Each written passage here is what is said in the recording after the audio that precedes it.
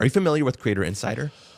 On YouTube? On YouTube? Yes. Yeah, so this is their show that they do where they talk kind of about some of the new features that are coming. And he did a great job interviewing Michael Beckman, who is the director of BrandConnect Data and Creator Payments. He's literally the guy that runs the show that gets creators paid. Well, that's kind of his side project. All of the other things, data, how we present data how we gather data, present data in YouTube Studio, and literally pay you. He literally runs the team that pays you that AdSense money, basically. But he also runs BrandConnect, which we'll talk about in a second.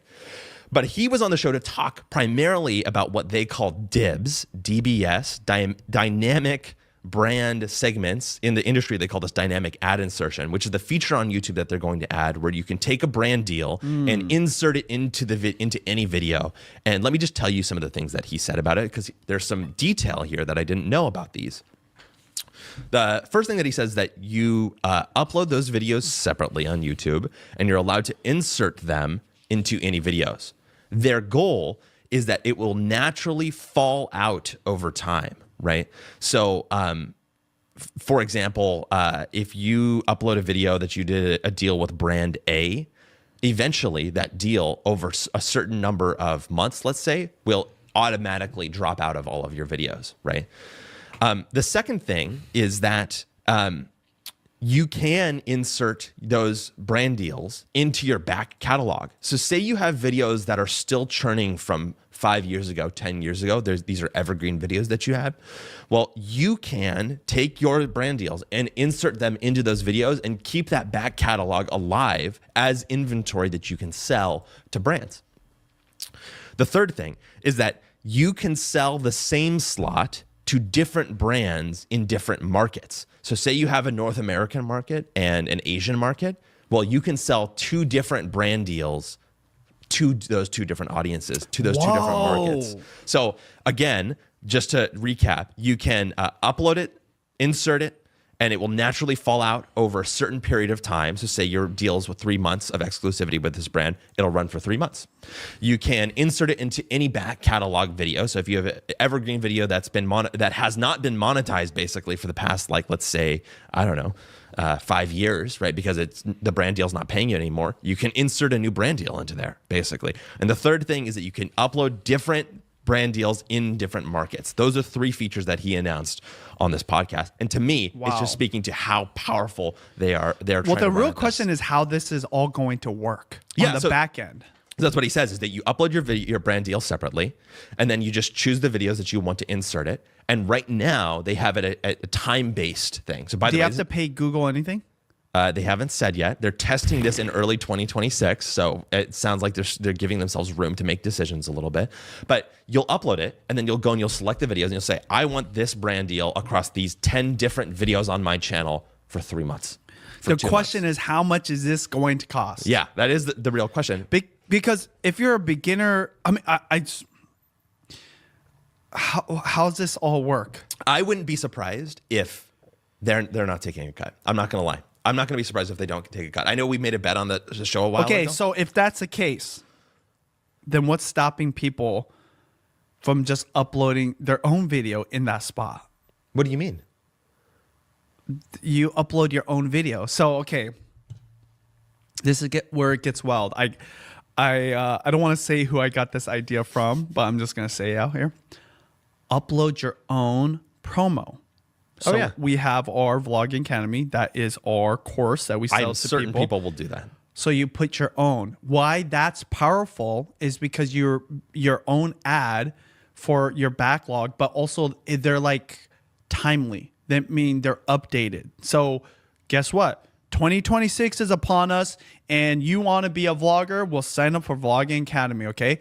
A video that still gets views from 10 years ago, you can put that in there, even though it's an old video. That's exactly because right. back then, you might have promoted a course that's not even around anymore in there.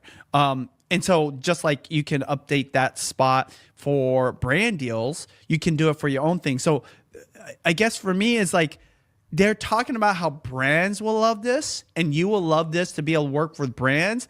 there's no mention about putting your own video in there. By the way, that your own video can also be an up-to-date call to action to anything. Yes. Your own email list. Yes, literally. Right? Like, that's kind of crazy. Oh, I guarantee you. I mean, I think that and think about this. You want to know the biggest reason why this is a big deal? This is competing against their own ad tool. It is and it isn't, though, because their ads will run regardless, right? And guess what? I think that they have such confidence in AdSense that they're just going to let that thing run. Will they limit how much this ad runs? Like once in a while, would they not run it? That's a good question. I doubt it. So I why? doubt it. Okay, for people that don't understand what I just asked, just because I see like 7 to 10 ads, sometimes they might not run 7 to 10 ads on my YouTube videos. Yeah. They might only run 1 or 2. So like if it's a brand new viewer to your channel and they're like, this guy maybe doesn't want to watch the whole thing, we're going to give him no ads at all because he wants... YouTube's AI is that smart what it does, okay? Exactly. But if you choose to do this insertion, will it always run your thing? And then say in the midst of running 7 ads on your video, will it like skip out on this once in a while? I guess it ultimately doesn't matter because if they're giving you the ability, you know why I bring it up too? Is in addition to like it competes, one of the things that's in their user agreements or their guidelines is you cannot add your own commercial into it. That's why when people say, hey, you guys, and this podcast is brought to you by this and that and whatever, and it's like an ad spot, technically that's almost like a commercial. So a commercial that would run on the Google AdSense tool, if it would be like a brand deal in this scenario. Not even a brand deal. If it was like a proper ad, so like a commercial, you can't insert that into your video. So say like Coca-Cola wanted to sponsor me and they had a proper commercial, with the polar bears and the train and everything. I'm not even in it. It's like a proper, you can't put that into your actual video that you upload. I didn't know that. Because that's competing with Google Ads. So in this case, you could. To a degree, yeah. You would be competing against them. And if they do it for free, everyone should do this. Literally everybody should do this. And this is where I think it's going to be most lucrative. People that have their own courses. Oh, yeah. People that have their own services and their own products. Yeah. Including, guess what? Merch. Yeah. Like one of my favorite channels is a PBD podcast. They're like a political business thing. And they right now, they don't do any brand deals. They do all merch. Okay. My gosh, like they're always doing like holiday specials or whatever. The problem is old videos that are still ranking, all those promotions for those merch releases, not relevant anymore because they're outdated. They're sold out. Exactly. You might go to the website and they can benefit from that traffic. So in this case, they can real-time update it. I mean, it is crazy, the potential of this. Yeah, and to me, it goes even further, right? They actually have one more thing that they added, which is that you can not only sell, this is not something that they've announced yet, but they were kind of hinting at it. This is Michael Beckman. He says, you're not only going to be able to sell a certain duration of time that this thing's up on your channel, say 30 days, right, for an average brand deal, but you'll be able to sell a number of views, actually. So you go to a brand and you say, hey, I'll sell you the first 1 million views on my channel over the next 3 months, right? And then as soon as they hit that view threshold, it just drops off, right? And so they're slicing and dicing up the YouTube ad inventory in ways that I never even thought were possible before and are going to become possible because of this tool that this guy's building. So again, crazy stuff. They're testing in early 2026, and we don't know all the minutia of things, but I'm telling you, it's like there's about to be a revolution on YouTube. And what's crazy, the juxtaposition of Netflix is just having trouble putting an ad on their stuff, right? And not annoying the people. I'm so annoyed as first world problems when I see an ad on my Netflix video. Guess what? I pay for the additional subscription, which you said doesn't make them a lot of money or whatever. But guess what? It probably does right now, just to be clear. Yeah. So many people are okay watching ads on Google. You just never hear them complaining. And that's what, and the thing is that the AI is good enough to know that, oh, we ran so many ads. We've tracked their behavior. They always get out when we run this many ads. Let's pull it back. It's very dynamic, would you say? Exactly. It's very dynamic on the person. Yes, per person. So, yeah. You know what's better than a bad ad? No ad. No, if you have to have a good ad. Oh, a good ad, yeah. Yeah, no ad for sure. Because if it's an ad that you want, of a product you want, or a sale that you want, okay? The reason I bring this up is I bet you there's a lot of conversion and people are buying stuff or whatever. Anyways, that's the difference between like all digital ads in general, but especially Google ads compared to the TV ad. And this is what's nuts. When we were watching shows, I don't think we had, or maybe we did have 10 ads, because in a commercial break, you would have 3 or 4 ads. Yeah. Let's just say 3 ads, and there was at least 2. That's 6 in a half-hour segment. Anyways, what are we trying to say? We're just saying like, hey, what they're doing for creators right now and this new era we're in, the TV era of YouTube, is actually a great starting place for only upside for creators in terms of ad revenue. Totally agree. By the way, my ad revenue is up. Oh, really? Yeah, like pound for pound. Now it's the holiday season, but it's literally double what it once was. That's crazy.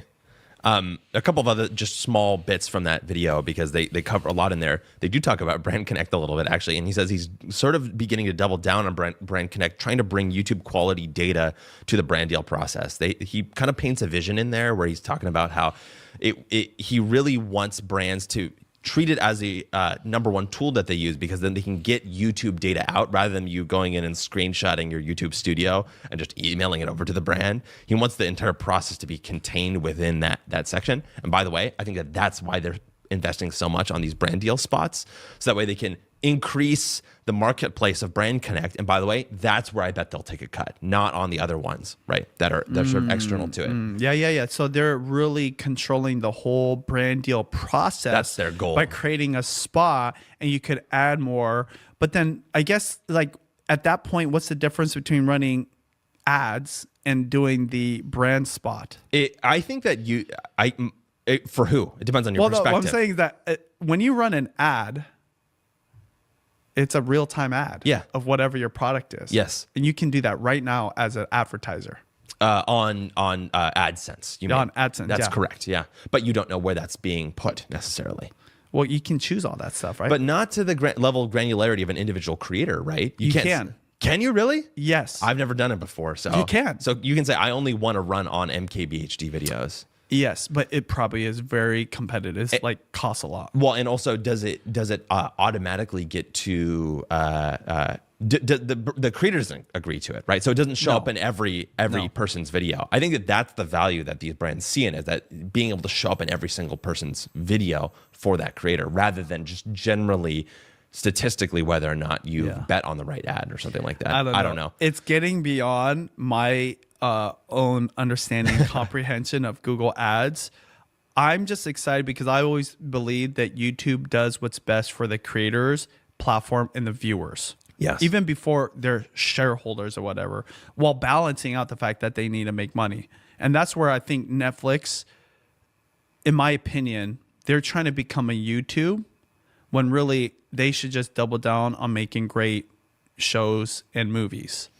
Yeah, and then the last thing that they brought up is just a small one, which is clickable external links in Shorts. So for people who do use Shorts, who do create Shorts, you can put external links to products, resources, things like that. Again, this is coming from the guy who's all about monetization for creators on YouTube. So he's thinking brand deal. You can now click on something, it'll take you to an external link, and maybe you can buy the product. You at the couldn't bottom do of the that funnel. before. You could not do that before.